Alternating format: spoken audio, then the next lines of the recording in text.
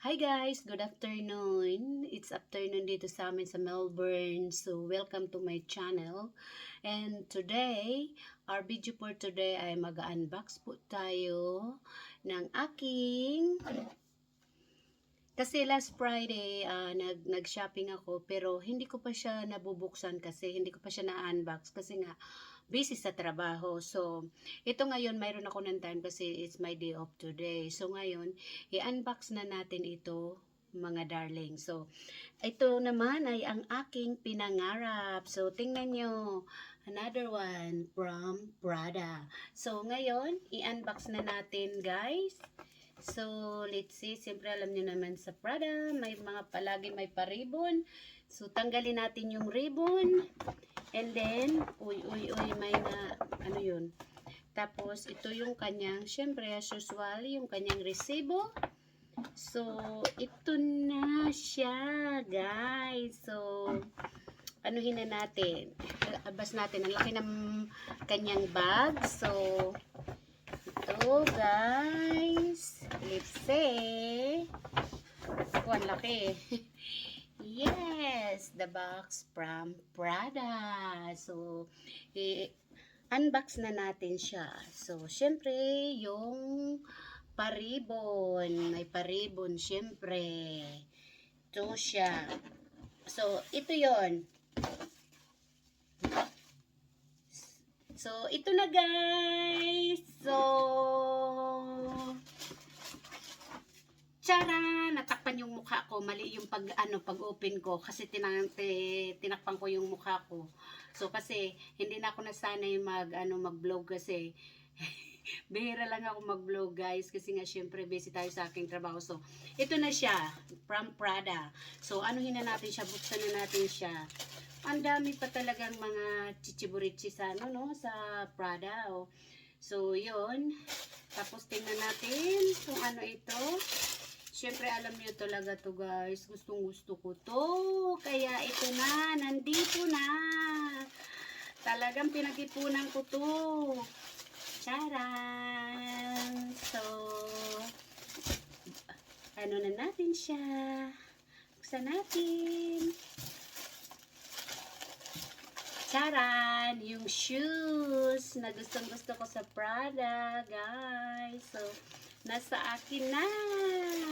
Talagang, alam nyo guys, pinag-ipunan ko talaga to para mabili ko talaga. Kasi it's so, talaga, matagal ko na itong gustong bilihin guys. So, ang ganda tingnan nyo, ang ganda. Ang ganda ng kanyang, likod. Talagang hindi ka madudulas kasi super, yung dito niya, yung sa ilalim niya, yung dito. So, ang ganda ng niya, tapakan, yung sa ilalim, napakaganda. Hindi ka talaga madudulas kasi nga, tingnan nyo, ang ganda. Parang yung sa boots talaga ng, yung mga ginagamit ng, basta yung mga matitibay na boots, hindi ko masabi. Very excited ako nung papunta ako sa Prada pa lang kasi gustong gusto ko talaga ito mabili guys. So, kasi alam niyo mga sa Prada, mga shoes, ang gaganda, matitibay talaga sila. So, ito pa yung isa, syempre, hindi naman pwede na walang ka-partner. So, ito yung isa guys. So, ang ganda. Trinay ko na to, ang ganda talaga siya sa paa guys. Ang ganda, kaya talagang pinangarap ko talaga to mabili. So, now nabili ko na siya. So, trinay ko na to guys. Ang ganda sa paa ko. Tapos, ito kasi itong sapatos na ganito guys. Sa paa. Napakaganda talaga siya. Tapos, trinay ko to sa mini skirt. Tapos, sa jeans. Tapos, naka t-shirt ka lang. Ang ganda guys, tingnan. Super ganda. Kaya pag talaga to, pinagsikapan ko talagang bilhin ito talaga guys. Kaya work pa more para makabili tayo ng gusto natin. Kasi kapag nagwo-work hard ka naman, we deserve it. So, kailangan natin ng yung kumbaga ba tawag dun, yung regaluhan yung sarili natin for working hard. So, yun guys, so ito ang napakaganda kong shoes from Prada. Ano ba kasi ang tawag nito? Nakalimutan ko yung tawag na. Tingnan natin sa resibo. Kasi siyempre yung mga shoes sa Prada may mga name yan eh. So, tingnan natin ano ang name nito. May tawag dito, parang pang school, ano to eh, pang school shoes, parang pang high school. Ano ba ang tawag dito? Anuhin nga natin kung anong tawag dito. Nandito yan eh. Siyempre, hanapin natin. Ang tawag niya Nero. Nero items calzature Duna is ano ba to? Kasi ang hirap basahin pa parang Italian ano no, parang Italian words. Calzature Duna is pasoltato. Ano ba to? Basta ang nakalagay dito Nero. So Nero 35 kasi size 5 ito kasi size 5 lang yung pa ako.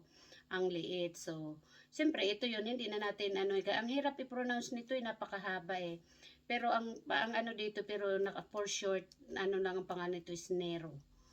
Nero, ayun, basta, yun ang nakalagay dito, kasi ang hirap bigkasin ng ano nito eh, yung pangalan niyang mahaba. So, yun guys, so, syempre, hindi na natin tingnan yung price yun na yan. Yan, ano na natin yan, yung regalo ko na to sa sarili ko for, ano, trabaho. Kasi puro trabaho tayo, so deserve naman natin ng paminsan-minsan ng branded na mga gamit. So, yun guys. So, pero alam nyo guys, ang ganda ng ano niya dito oh.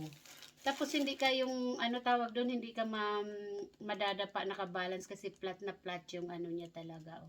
Tapos tingnan nyo yung ano niya, yung name niya sa likod oh. Prada. Oh, yung name niya sa likod. Tapos mayroon din dito yan sa niya sa harapan oh. Diyan. So, ang kagandahan kasi guys, pag branded yung sapatos mo, ang tagal mo gagamitin. Kasi meron ako binili sa Prada. Nakalimutan ko basta mga 2,000 ano pa yata yun. Baka siguro mga 2020 pa yun.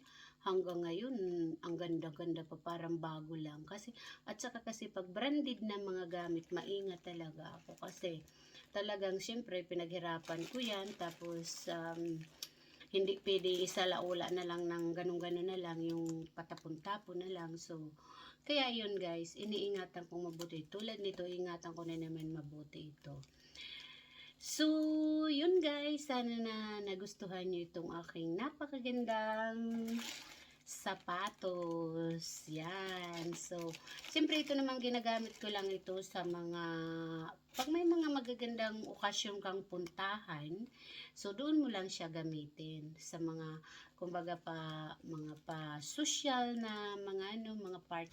So, doon natin to gagamitin sa mga sosyalan na mga party-party lang guys. So, yun. Kaya, at least, nabili ko na naman kung ano yung gustong-gusto ko mabili sa Prada na shoes. Mahilig kasi ako sa sapatos. Sa damit, hindi gaano. Kahit hindi mga branded yung damit ko. Ang pinaka-branded ko lang na damit is Zara. Yun lang. Tapos, the rest is hindi na mga local ano na lang. Pero, ang gaganda pa rin ng mga damit. Mahilig kasi ako sa sapatos. Sa bag. Yan, mga ano ko, branded kasi yun talagang hilig ko. Kasi tayo naman kanya-kanya tayo mga fashion. Yun. Kaya kung ang hilig nung isa is bag, ako bag and sapatos. Sa damit, hindi gano. Pero marami akong damit na hindi ganun ka-branded. So, yun guys. So, yan mga darling. So, ito, so, hopefully na nagustuhan nyo rin ang aking shinare na bagong ano ko na naman collection from Prada. So yun guys, so hanggang dito na lang ang ating video at sana makagawa pa ako ng maraming video kasi talagang super busy lang ako talaga sa trabaho. Kaya minsan-minsan lang ako nakakagawa ng video pero one day, pag ako'y nag-retire na, so syempre, ano na tayo, retired na, makakapokus na tayo sa paggawa ng mga video. Kasi minsan pag nag-work ka, tapos mentally tired ka na, parang wala ka ng gana ba parang hindi ka na yung ano ba tawag dito. Yun guys, kasi pag minsan tamad ka na kasi galing ka na sa trabaho, pagod, mentally tired, mga ganun. So, yung guys, pero sana naman continue na lang tayo sa pag-support ng channel. Sana magustuhan nyo ang aking mga video na sinishare ko sa aking channel. And then, sana marami pa ako magawa ng mga video at sana magustuhan nyo. And then, yun guys, kasi ang ganda rin kasi minsan yung nasi-share mo rin sa mga, lalo na sa yung mga followers, subscriber, yung mga ganun, nasi-share mo rin yung kung ano yung mga minsan, kasi tayo, hindi naman sa nagyayabang tayo, proud lang tayo sa ating mga achievement. So, yun guys. Kaya guys, hanggang dito na lang ang ating video and hopefully see you soon on my next video. So, yun guys. So, bye-bye na. Bye-bye. Ingat po tayo lagi. And bye-bye.